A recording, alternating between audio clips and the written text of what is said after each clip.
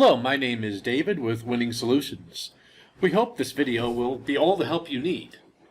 Are you trying to create an Access database, but find that it's too much work, or you could be doing something more productive with your time? WSI can do all the hard work for you. Just contact us via the information below this video. We will work with you to determine how much time and money will be needed to build your new database. If you'd prefer to have your database built with .NET, Microsoft SQL Server, so you can run it on your Windows desktop or anywhere in a web browser, we could do that too. So today we're going to do a brief demo on login forms. So you may have a database with your company, small companies, let's say, and you may have other people using that database, and you may not want everyone to have access to every feature or every bit of data. So what we're going to demonstrate here is just a quick demonstration, a quick template of how you can prevent certain users from seeing certain functions. So we just have a very simple database here.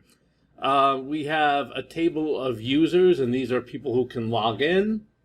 We have a table of customers, and each customer has a customer ID, a customer, I would just call a secret code. That could be a password or what have you.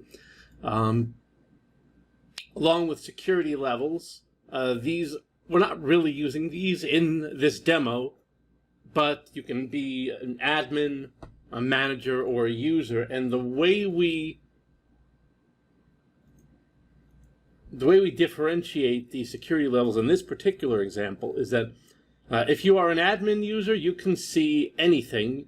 So you can see, and we'll see when we log in as admin, you can see and edit the customer and the secret code. If you are a manager, you can edit the customer but cannot see the secret code. And if you are a third level user, just a plain user, the secret code is hidden and you cannot edit the customer.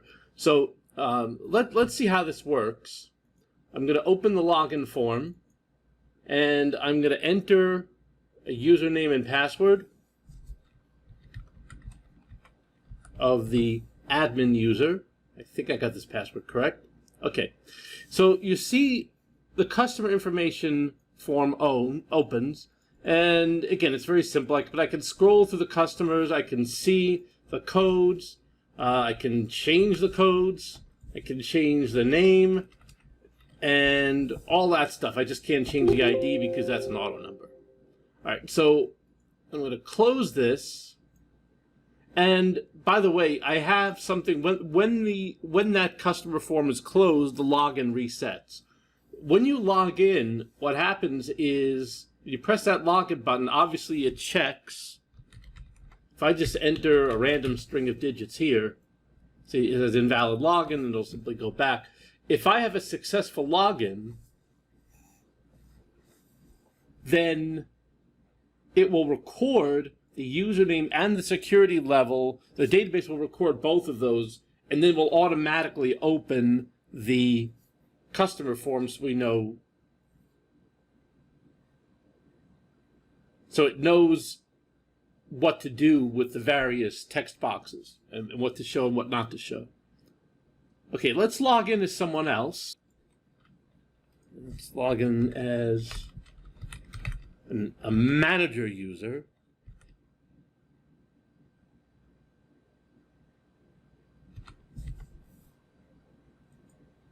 There we go. So now you see the secret code is now hidden. I can still update the customer.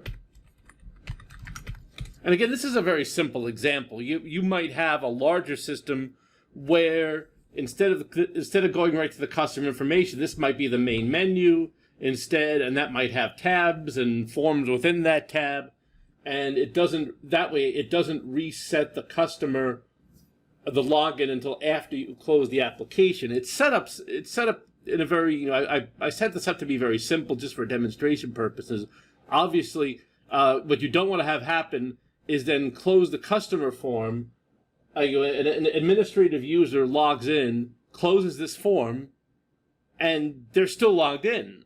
I mean, you could put a log off button there too. I mean, there's all sorts of fancy things you can do. I just wanted to demonstrate this really quickly. So I can, again, that will save now.